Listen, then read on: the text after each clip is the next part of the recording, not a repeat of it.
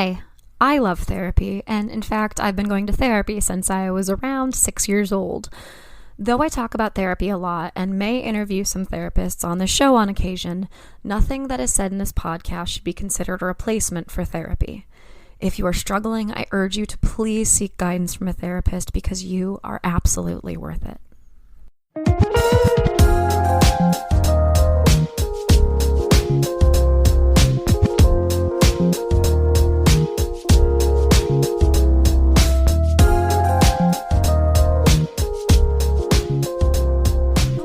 You are listening to Wine, Dine, and 69, a podcast about dating, relationships, sex, and self-love. I am your host, Rachel Dalton. Thank you for being here. Thank you so much for all of your feedback from the last episode,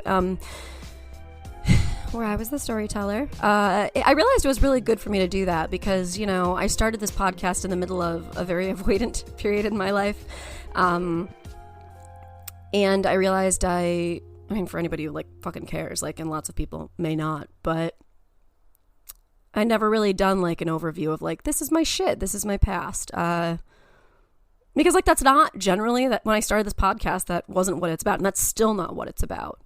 It's about learning. And so I didn't feel like that stuff was my past was relevant other than the fact that it was the lens that I was learning with you through. But I don't know. I think that it is relevant. And I think that I wanted to be transparent with my listeners, and as I go forward and I'm searching out new things to learn and searching out new information, there's that context behind it. So I understand that context, but I want you to understand it too. So, thank you. There were plenty of people from different areas of my life who reached out. So from the bottom of my heart, thank you so much for listening and standing witness to my story and for the validation and love, the outpouring of love that I got after publishing. It was, like I said, hard to publish, hard to record, but I'm really glad that I did, because as I did record it, I realized how much I like myself. I have a tendency to be really fucking hard on myself. And I realized, I was like, wow, I'm very self-aware, I'm well-spoken, I am emotionally intelligent, and I like that that's how I am. And maybe life would be easier if I were a little less of all of those sensitive things, but I don't want to be anything else. I like that this is the way that I am. So, yeah, that was kind of cool to listen back and just go, oh, okay, nice. I also realized while I was listening back, I was like, I was a little hard on my most recent ex and, some of my friends that are no longer in my life. And you know what? That's my truth, that I'm still a little bit hurt over those things. And I wish that people had done things differently. But you know what? There's a lot of times in my life that I wish I had done things differently too. And I think as much as there's a lot of frustration for me still over how things unfolded, including sending me a Venmo request right before. I'm sorry, I digress. But I think the way that I feel about that very much boils down to people can only meet you as far as they've met themselves. And I think we're all on a journey of meeting ourselves, and we're all trying to figure it out. So I wish for any of the people that are no longer in my life, and of course the people who are still in my life, we're all on a journey toward figuring it out, and I hope that we do. I wish that for all of us. It was also interesting, I discuss in this episode with Trevor Justice, that's who our guest is today, we talk about attachment styles, and I talk a little bit about that period of my life and how sometimes when I think back to those people, I get a little sad. And it's kind of because I miss avoiding, because avoiding was a lot easier than what I'm doing now, which is facing my fucking shit head on. Avoiding and being completely present in the moment and drinking every weekend and having fun was so great, but it was avoiding. And I think that's really helpful context for me to understand that when I do have those feelings where I'm like, oh, I miss when I like used to get like drunk all the time, or I miss when, you know, maybe perhaps indicative that there was some self-medicating happening for me back then. But yeah, it's a way of avoiding. And so I don't want to avoid anymore. I want to handle this. Like I said, coda season, right? Anyway, today in this episode, like I said, we're going to talk to Trevor Justice about anxious attachment styles. I talked a little bit in the Storyteller episode about attachment styles and about how mine, you know, kind of switched because I was in this dynamic with an avoidant, and you'll hear more about this in this episode coming up. But I think attachment styles are very much something that we should all be aware of. They can absolutely impact your relationship, for better or for worse, depending on how much you are willing to dig deep and look into and understand your attachment style and your partner's. So today we're going to focus mostly on the anxious attachment style. And I suspect, I don't know this for a fact, obviously, but I suspect a lot of people who listen to this podcast are that anxious attachment style.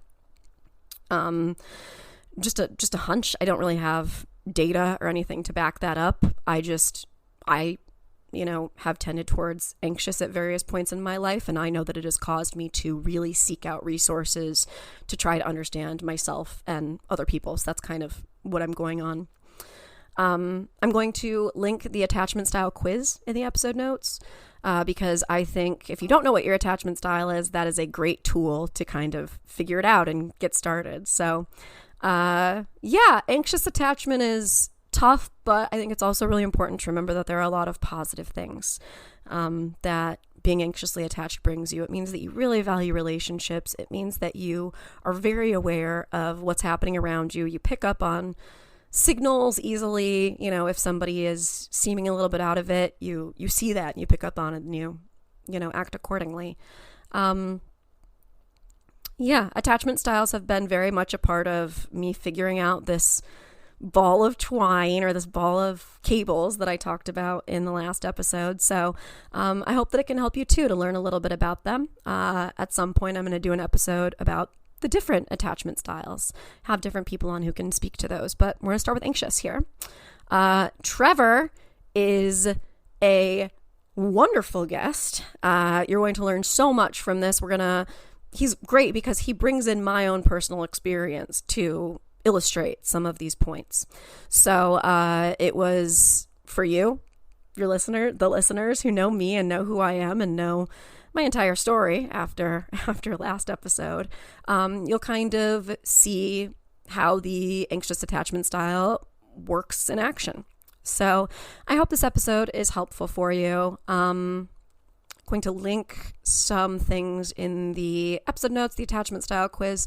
In addition, I talk about this attachment style video by Heidi Priest that I listened to once, and then a few hours later, again, I listened to it again and took notes because it was that impactful. This illustration of how an anxious and a avoidant dynamic can play themselves out, and why those two attachment styles are attracted to each other, because the anxious wants somebody who has a lot of certainty and the avoidant wants somebody who's in touch with their emotions. And so it causes each side to kind of overwork in those areas in which they're strong, but in the areas in which they have a deficit, it's like it should be equal. It shouldn't be all one thing and not the other. Ideally, you're going to have two secure people coming together with equal self-worth, self-esteem, but also equal an ability to be self-reflective and have emotional intelligence. So I am done talking. I've done enough talking for quite some time after last episode.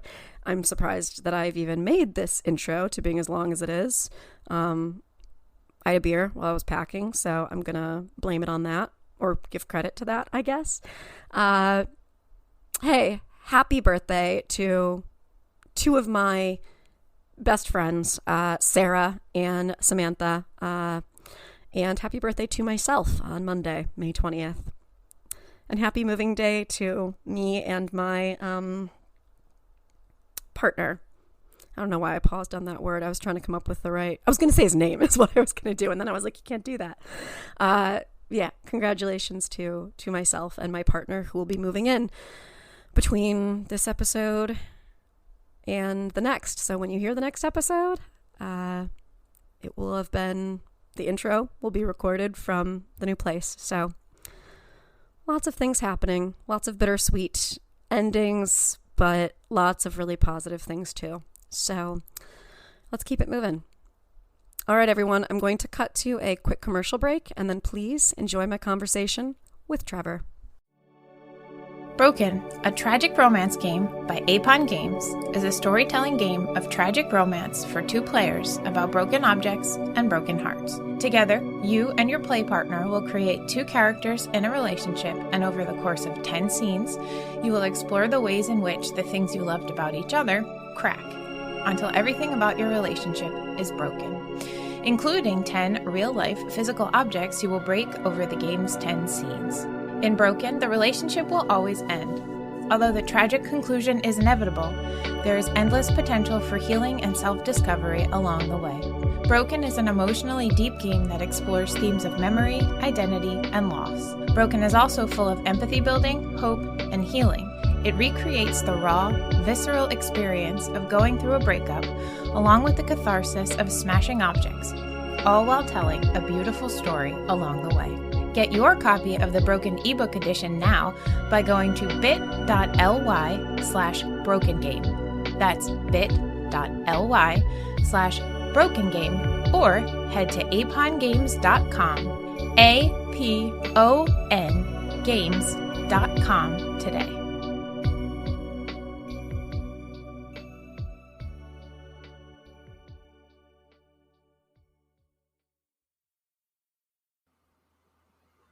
All right. Hello, everyone. Welcome back. I am so glad to be here today to introduce my guest, Trevor Justice. What a cool name. How are you doing today? I'm good. It's been a busy week, but I'm really glad to be here with you right now. Yeah, no, I'm glad we could get this worked out to have this conversation, a conversation that is near and dear to my heart about attachment styles. So just to get started, tell me and the listeners a little bit about you, who you are, what you do, and why you're here. Sure. I'm a relationship coach specializing in anxious attachment and helping people pleasers. How did I get here? Really, I went through my own journey. I was really helped. The turning point for me was when I studied with the Ford Institute and the Center for Spiritual Living, and became aware of some unconscious signals that I was putting out that drew people to me. I date women, so drew women to me who it felt like they didn't value me. And oddly, the women that I dated that did value me, I didn't really feel strong attraction for. So the ones that didn't value me, I pursued. And I was like, what's going on here?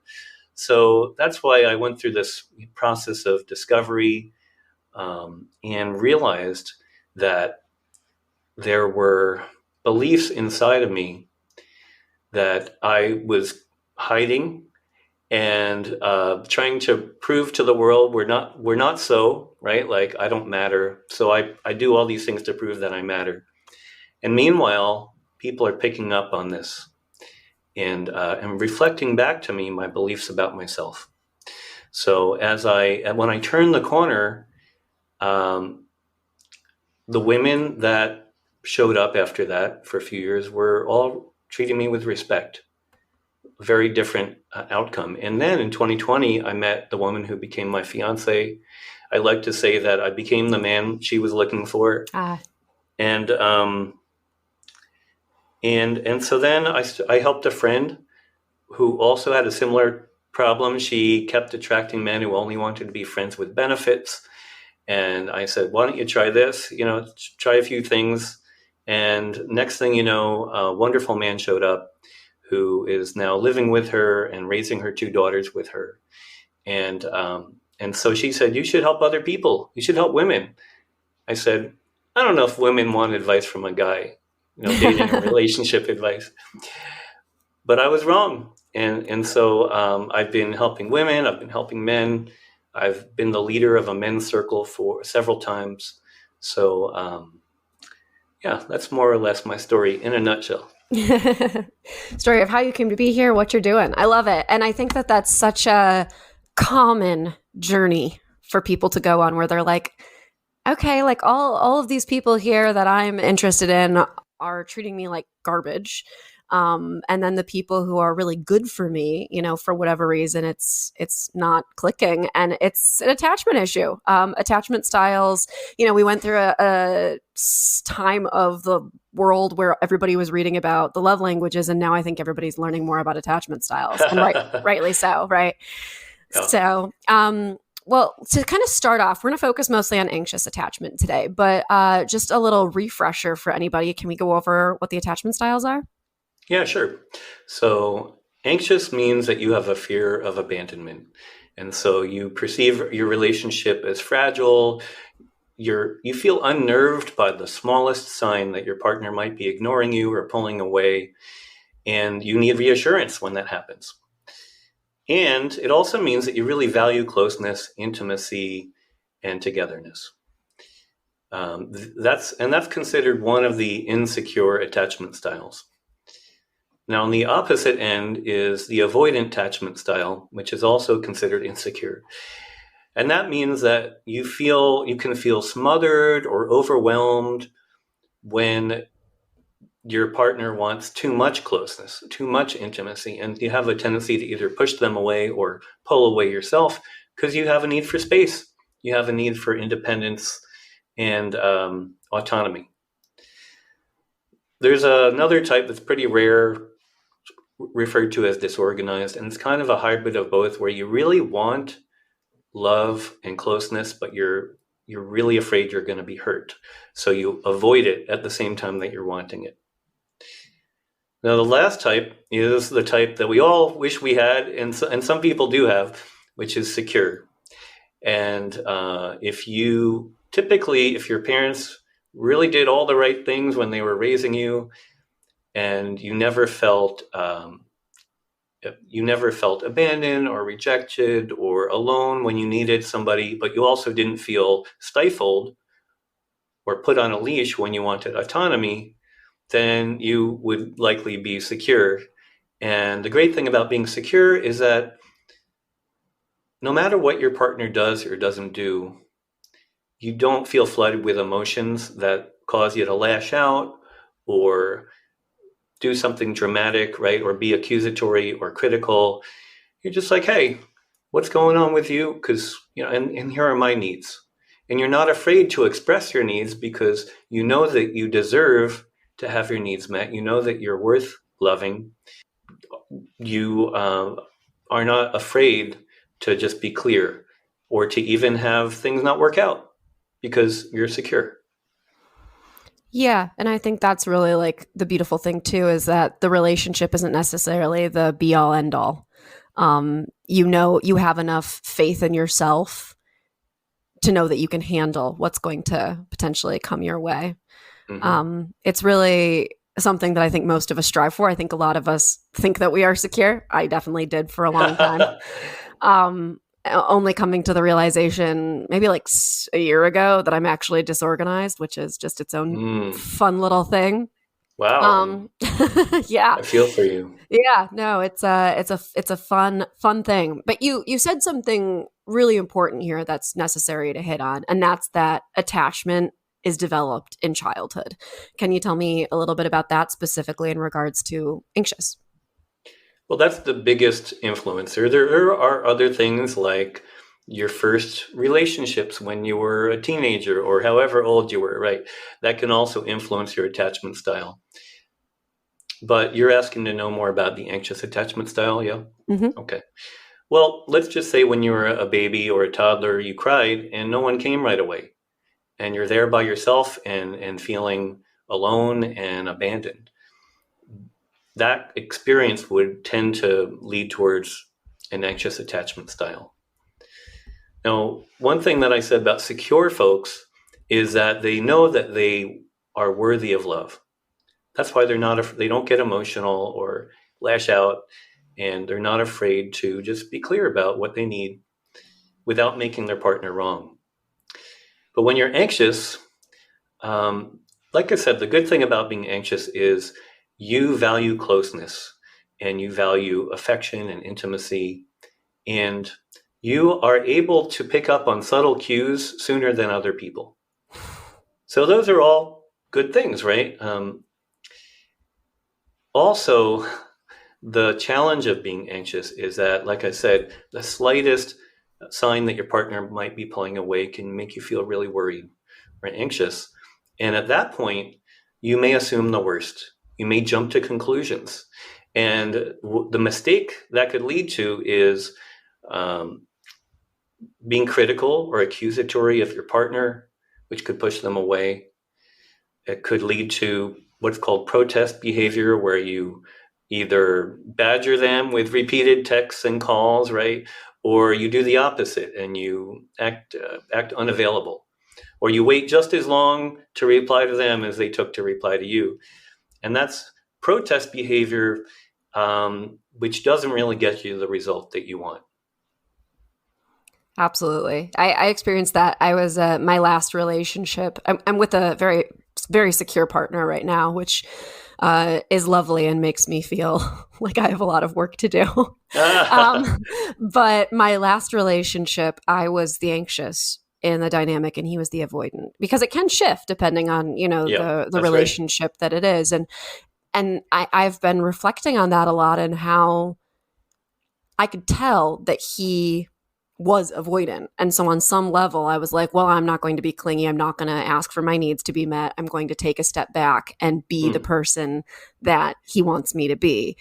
Which you can keep up that facade for, I was able to keep it up for about 3 years, which is a really long time. And it was exhausting, but then the pandemic happened. And I had a lot of other little things that happened, and I needed the support of my partner. And he was just like, why do you need, you've never needed support before. Like, why do you need it now? This isn't the relationship that we've established for the past 3 years, which was really, really painful.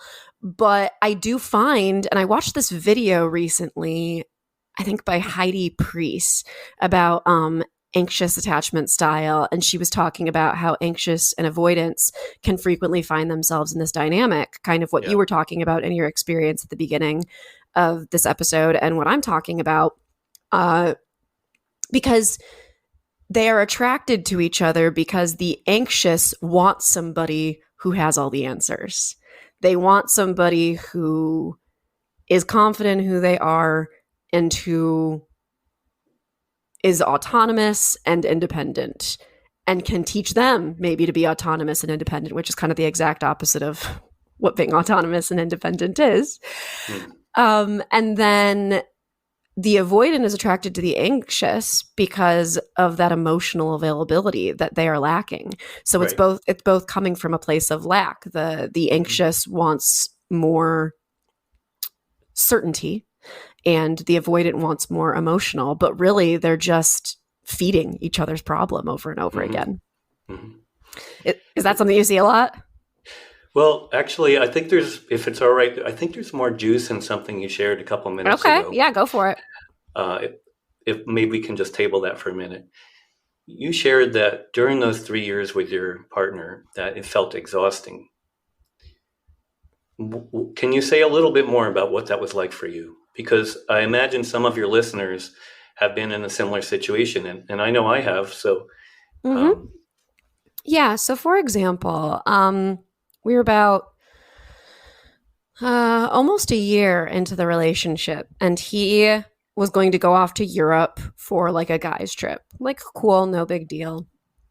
He had said something to make me feel insecure about the relationship a couple months prior. And then he informed me, he didn't ask me, he informed me that while he was abroad, he was going to be meeting up with an ex-girlfriend. Informed me. He did not ask. And I didn't feel right. I was like, I have to trust, the relationship. I have to trust the relationship. And I was so anxious for those months leading up to him going abroad. I stopped eating. I dropped 10 pounds. Wow. I got I was looking for any little validation. I had like a note in my phone of like all the signs that he actually loves me and that he wouldn't cheat on me. He went to Europe. He met up with the ex-girlfriend. He talked about me the entire time. He was head over heels for me, you know, and I felt stupid for having felt so anxious in the first place. Mm-hmm. When he came back, I shared with him how I had kept that all to myself. And this is a really great, like, this will shock you, but you'll also be like, yeah, that sounds like an avoidant. He said, he didn't say, I'm so sorry that I gave you cause to feel that way. He didn't say, I wish you had shared that with me. He said, yeah, I'm really glad you kept that to yourself. I couldn't have handled that clinginess. Wow. And so that was a year and a half into your relationship? About a year in, yeah. So, first of all, I'm really sorry for the anxiety and worry and just the emotional suffering. That must have been hard. Yeah, it wasn't fun. I'm curious if you would share, because I think your listeners will relate. Why didn't you make your needs clear earlier? Like in the first 6 months, what were you afraid of that kept you playing it cool? Yeah, I think that's, it's something I've been digging into in therapy just earlier today, and I'll be digging into it in EMDR therapy tomorrow. I have a great mental health professional team of 3 people. But I have always had this obsession with being the cool girl. I want to be that girl that, talks about sex openly, and this podcast is even like a symbol of that, I suppose. Yeah. I want to be that girl who like talks about sex openly, who like, wants to go to the football games, although I've never been very good at pretending to be interested in that. And, the person who is, I want to be like a man's fantasy, or I have wanted to historically. And so I met this person, and he was so full of life and so good at being present. And I was at a place in my life where I was really trying to escape a lot of traumatic events. So in many ways, it was like a drug. I jumped head first into this drug and was like, all right, he's, perfect and all put together. He is not. He has a lot of work to do. But I was so ready to just avoid. And so in many ways, he was a gateway into all of this avoidance, and I welcomed it. And so asking for my needs to be met would have caused him to go away, and I didn't want him to go away. That's what you're afraid of, yeah. Mm-hmm. Yeah, thank you for sharing. Yeah, I think you're right. It's a very, very common experience. So what I've discovered on my journey and with my clients is that many of us have a shadow belief from childhood. And the most common ones are, I'm not good enough, I don't matter, I'm not lovable. And we might try to prove exterior, right? Like we might try to look as if that's not true at all, right? Like in my case, I did all these things in my life to prove that I mattered. And but if it's still in there, then that will lead us to feel afraid of risking a relationship or upsetting our partner, because deep down, we're not sure we're going to find someone better. I had a client named Teresa who had this problem for her whole adult life. She had it in her marriage and subsequent relationships. And when she came to me, she was dating a guy who kept breaking dates, and it really didn't feel good, but she settled for it. She tolerated it because she had this shadow belief that she wasn't good enough. And this is common amongst anxiously attached people. That when something doesn't feel good, like, he makes this plan to go to Europe, tells you he's going to meet up with his ex-girlfriend, we always make it mean that we're not good enough, or that we're not lovable enough, or that right? That the other person is the prize that we have to win over. Yep.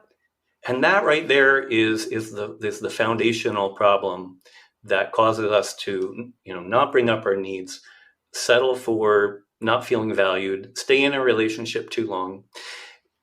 If we were, in the first month or two of dating someone, to start to feel, something's rubbing me wrong, to put our cards on the table and say, I would love to know what was going on for you when this happened. I want to understand your world, express some genuine curiosity, but then also say, what I was feeling is this, and what I'm needing is this. The earlier you can do that in a relationship, the sooner you can find out if this partner can meet your needs or not. And it's so much better to find out early and cut the ties before you end up with heartache and sleepless nights and you're really attached. Yeah. Or you go down to 116 pounds at 30 years old. It's not, oh my it's God. not good. Yeah. And it's funny too that you say to have those discussions as early as possible, because I never would have thought that. I was 28 when I met him, and that never would have occurred to me. Because I had this idea that you play it cool and then you ask for your needs to be met. But I think I just never learned to ask for my needs to be met, which is the exact opposite of what I did when I met my current partner. There was no playing games. In fact, like sometimes I was like, do I miss playing games? Like, I feel like I kind of miss a little bit of like the mystery, which again, it's kind of like a drug, right? Mm-hmm. It was just, this is who I am. This is what my needs are. This is what I want. Very, very straightforward. And I tell this story frequently. So listeners have heard it before, but my partner asked me, or he didn't ask me, he just told me on the third date. He was like, hey, just so you know, I'm not really interested in seeing any other people right now. I kind of have seen what I want to see, and I know that you're the type of person that I want to be with. No pressure, Wow. And after the third date, and I was like, because that's kind of what I realized. I was disorganized because, I had been anxious in this former relationship, and then this person was actually being available. And I was like, whoa, that's fast. Like, let's slow down there. Like, so it's like, yeah, disorganized. And he said and I said to him, I am so flattered that you feel that way about me after knowing me for such a short period of time. I jumped into my last relationship way too quickly without seeing what else was out there. And so I feel like I need some more time. We've known each other for a couple of weeks, but I feel like I need some more time before I can commit to not seeing other people. And he just nodded thoughtfully, and he was like, that's okay. He's like, I know my worth. I know you're a smart person.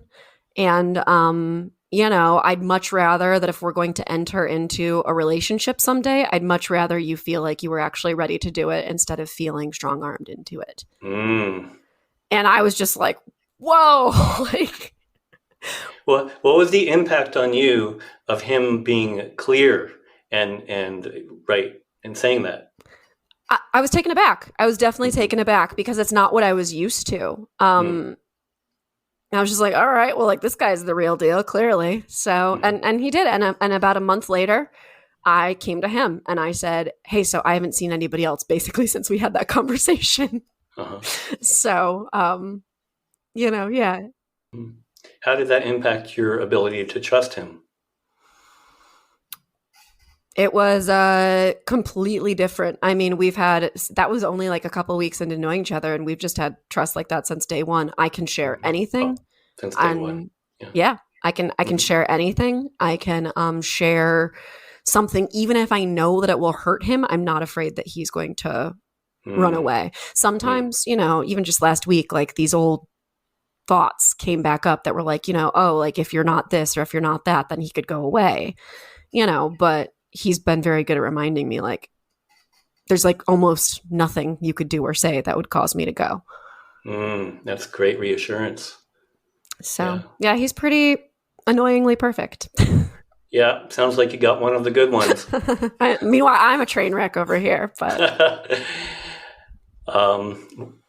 would you like me to share one or two things that anxious people can do? Absolutely, when they're feeling anxious, right? To change the pattern. Yeah, what are some tools? Give me some. We've kind of discussed how anxious attachment can sabotage ourselves in our relationships, but if somebody has discovered that they have anxious attachment, what can they do? What exercises can they do to feel more secure in themselves and in the relationship? Sure. Well, some people remember things better with stories than just like a lecture. So I'd like to demonstrate by finishing Teresa's story, and then I can um, turn it towards your listeners. Awesome. So as I mentioned, she was dating this guy she felt kind of obsessed with, but he kept breaking dates. And because she was anxious, she always made it mean that she wasn't good enough, right? She always saw him as the prize. So during our work together, I asked her some questions. We did some worksheets to try to change the meaning that she was making about him breaking these dates. Instead of her always making it mean that she wasn't good enough and making it mean he must have met somebody else, right? That was her automatic anxious beliefs. I asked her questions about him, and guess what? Guess what she shared with me. So he had a demanding job and had 2 kids and had full-time custody of both of his sons. So he was, working a lot, and then he was a full-time dad. He had only had one real relationship in his life where he was in love, and after that, he basically was never available again to anyone for a relationship, including the woman that was his previous girlfriend. Wow. And so as she started sharing things like this, and there was a whole list of them, right, to reframe the meaning that she was making. And she finally, there was more to it, right, but I'm just sharing this as one technique, is to figure out, well, what actually happened? He breaks dates. What's the meaning that you are making about it? I'm not good enough. He must have met someone else, right? Okay, but what's an alternative meaning?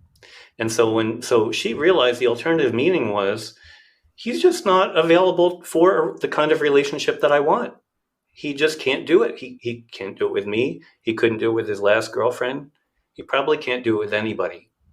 And as that sank in, and we did some work around her self-worth, she finally felt the courage to break it off.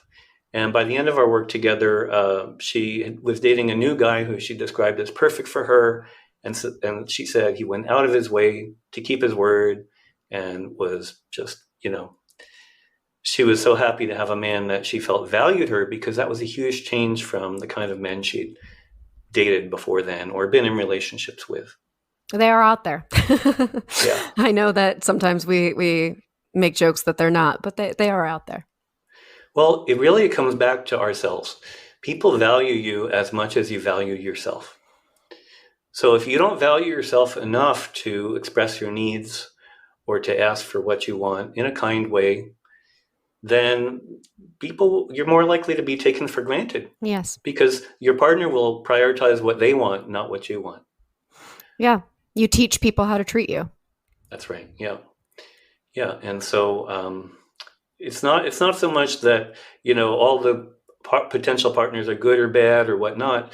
It's that when people meet you, the way that you value yourself shows them how to value you, or whether or not you expect them to value you. And you know what? If you demonstrate self-worth like your boyfriend did on that 3rd date, and the other person still breaks dates and still, does things that let you down, that's not your fault.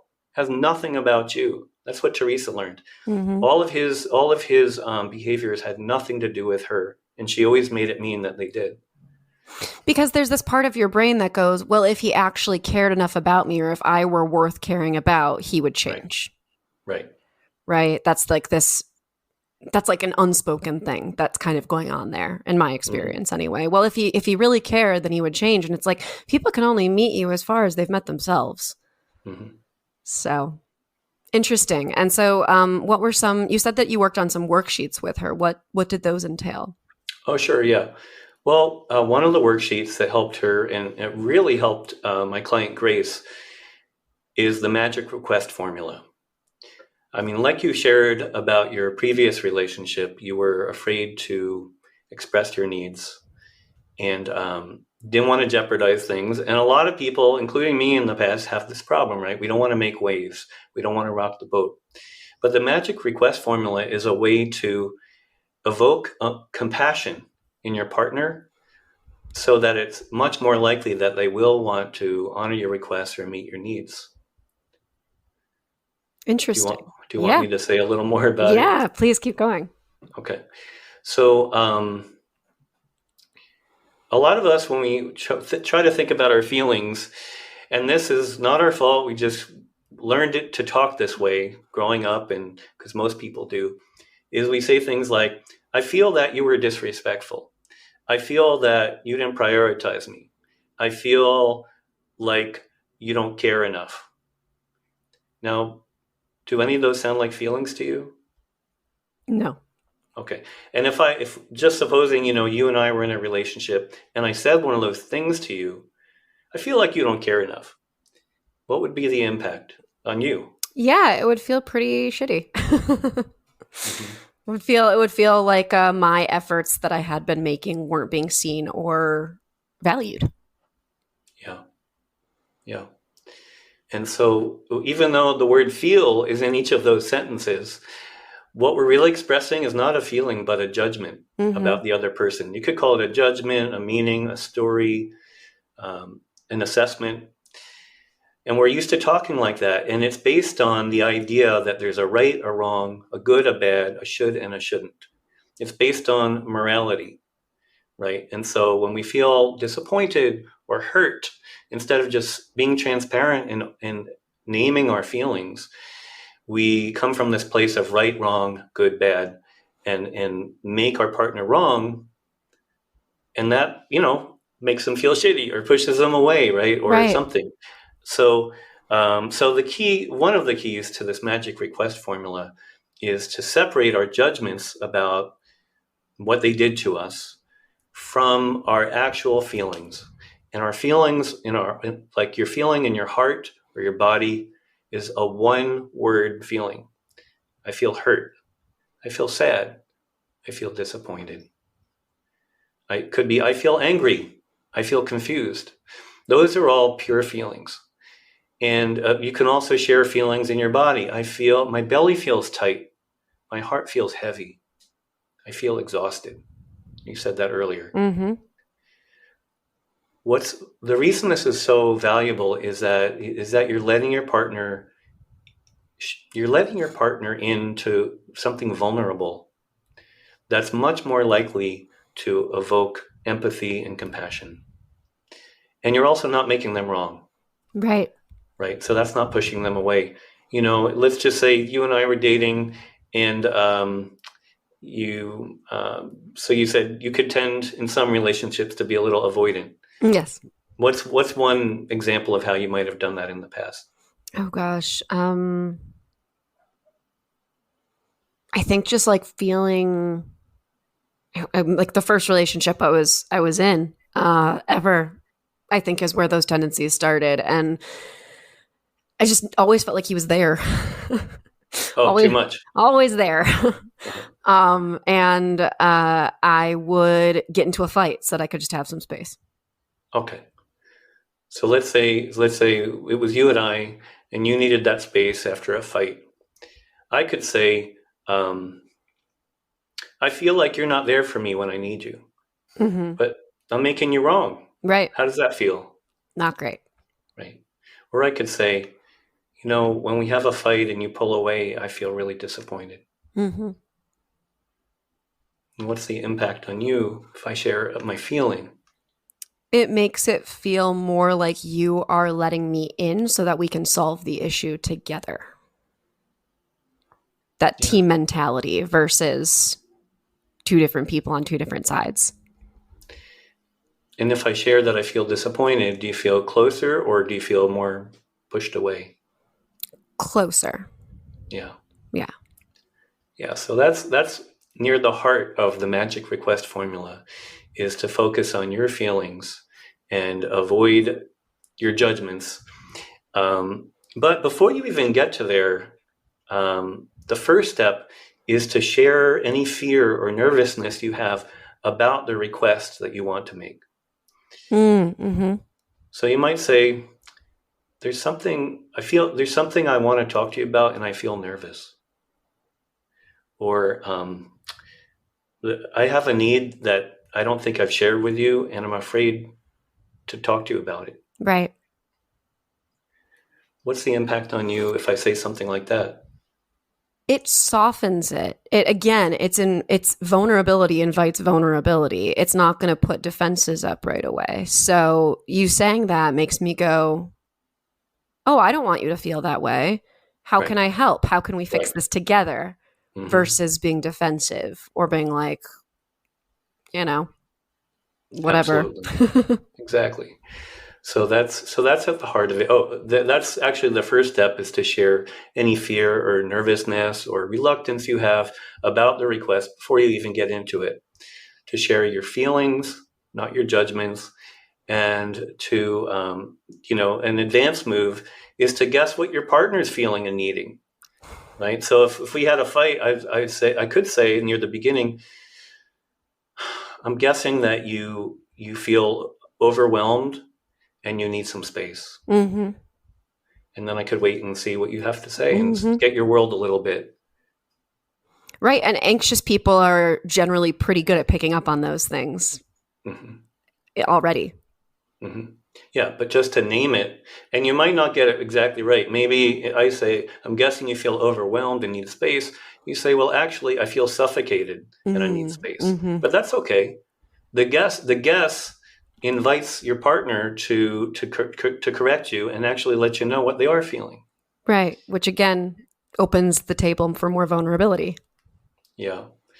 So a story to demonstrate how well this can work. Our client Grace, when she came to us, she'd been with a guy for 2 years, broke up with him for 6 months, and then wanted to get back together. And she really liked him a lot. She felt like, this man is my person. But he traveled a lot, and sometimes she would text or call, and he wouldn't even reply. She wouldn't hear from him till a day or two later, and she didn't feel safe in the relationship. And she, at a very minimum, she wanted to have daily contact. And she just had so much trouble identifying her needs or expressing her needs because of her family upbringing. Right. Her brothers got all the attention and the priority. And, she felt secondary as a kid. And, speaking up for herself wasn't really something she ever learned how to do well. So we did a variety of things, including work on her meanings and her self-worth. But when we got to the magic request formula, we practiced it together. And she started making requests of her partner, like, sharing that she was nervous to bring it up, guessing his needs and feelings, sharing her feelings, and then asking, would you be willing to have some kind of, even just a text, some kind of communication with me every day? He said, yes. Would you be willing to sometimes call me from your hotel room instead of from a public space like a restaurant? Right. Yes. Would you be willing for us to have like a lot more time together without you, needing to go back to work the next day or whatever, So he treated her to a romantic trip to Italy. Oh, that's lovely. And then the most recently, after our work together, he co-signed a mortgage so she could become a homeowner, her and her adult daughter. And, I won't say it was all because of the magic request formula, but I think that her sharing vulnerably and not making him wrong and going through this formula really helped her to get so many needs met that she was afraid to ask for before. And they're small. They start small, but small requests, again, show your self-worth and show how you want to be treated. And in that way, they make the other person respect you all the more because you're willing to ask for those needs to be met. Mm-hmm. I mean, there's no guarantee. It's possible if the person's avoidant or just unavailable, like Teresa's boyfriend, that they won't be able to meet those, right? You can Right. make a request and they can't do it. But you'd never want to pressure the person or guilt the person into saying they'll do what you want just to please you, because they might not come through. And that's even more devastating because it makes you feel like the requests, you asking for your needs to be met, your needs aren't worth being met.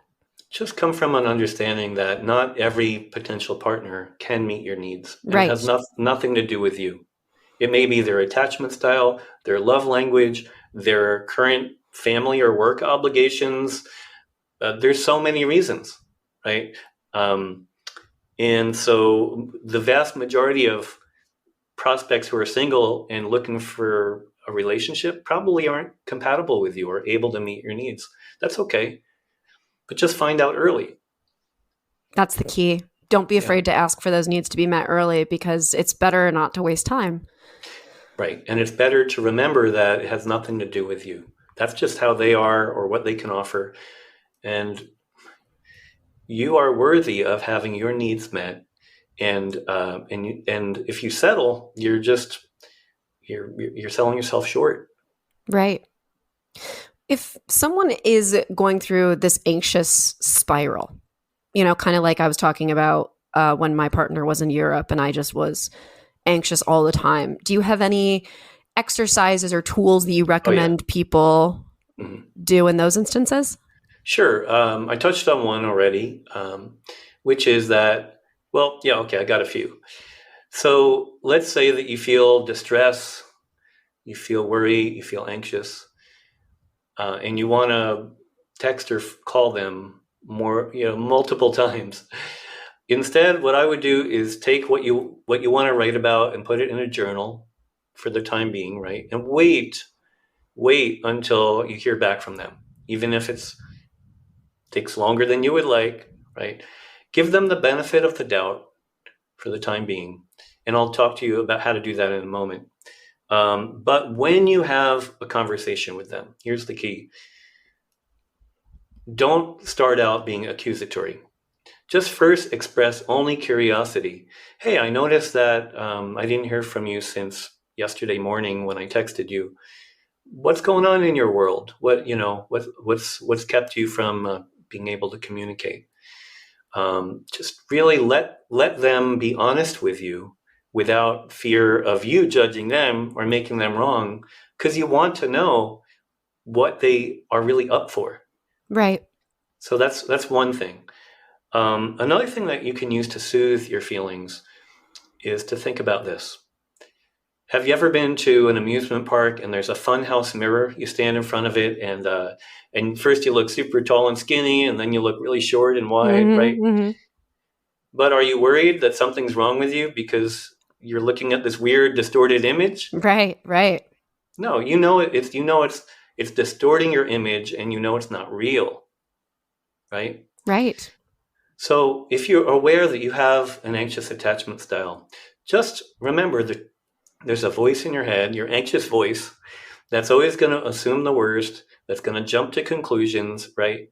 And be aware, be conscious of the voice and say, I know that just like looking in a funhouse mirror distorts my image, this voice is distorting my thoughts. And, there's a small chance that that voice could be right about its worries, but probably not. Just like a funhouse mirror, right, is distorting your image, this is distorting your thoughts. That's what happens to us anxious people. And so having that awareness can be helpful. Yeah, just a lot of mindfulness techniques where it's like, all right, I'm feeling this way. This doesn't necessarily mean that this is what reality is. It's feelings are visitors. That's what I always say.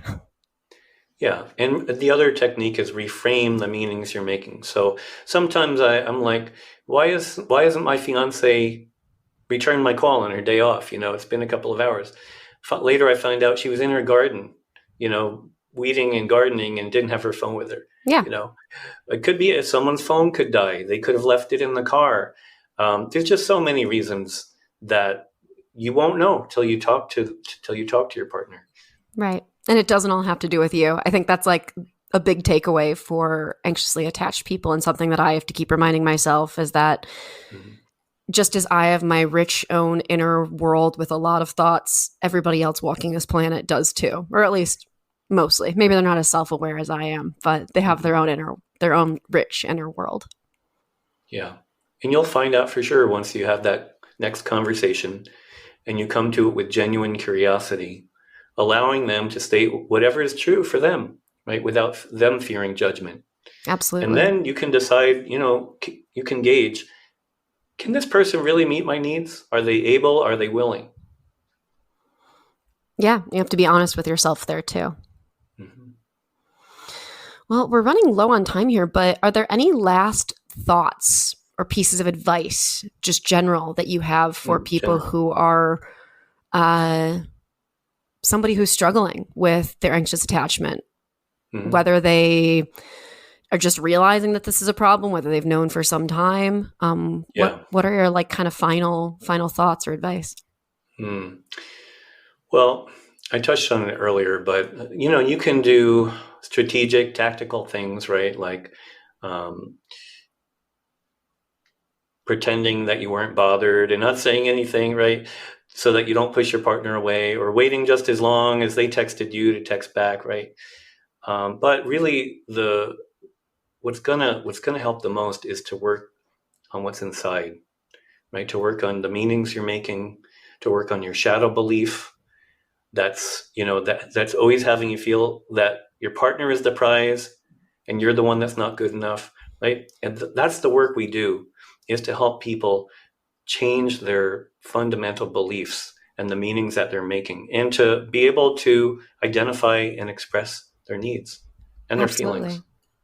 Absolutely. And it's not easy work, but it is worth it. Yeah. Awesome. Well, Trevor, where can people find you? So our main website is Attract, Love, and Respect, and you can see testimonials. You can see the different ways we help people there. I've also set up a special website just for your visitors, or to be transparent, for visitors or listeners of podcasts that interview me. And it's called attractlovegift.com. And if you go there, there's a book. Actually, you can see the book cover over behind me. Okay. It's called Change Who You Attract and How You're Treated. And what the book will help you do is understand why you may not be valued in relationships, even if you're attractive and successful. How to put out the right signals to attract love and respect, and how to demonstrate high value in moments of truth, when how you respond will affect how your partner treats you in the future. Okay. And like the sound of that? Did I mention that it's free for listeners? Awesome. We love free. Yeah, and if you do download the book, you also have the option to get an audiobook, and that's also free. And you also have an option on the thank you page to book a free coaching session with me. Awesome. Yeah, I love that. I feel like I got a little taste of that here today. So, and I think listeners will get a sense of what that will look like too. So, Trevor, thank you so much for being here today, for sharing your story, for encouraging me to share mine, for giving these tips for people who are anxiously attached. It's not an easy journey, but I think it's also really important to remind people that even if you have a base of anxious attachment, there are a lot of good qualities that come along with that too. And I think that that's really important to kind of finish off saying that as well. So thank you so much for being here, for sharing. And listeners, thank you for listening. You've been listening to Wine, Dine, and 69. I am your host, Rachel Dalton, and let's keep talking.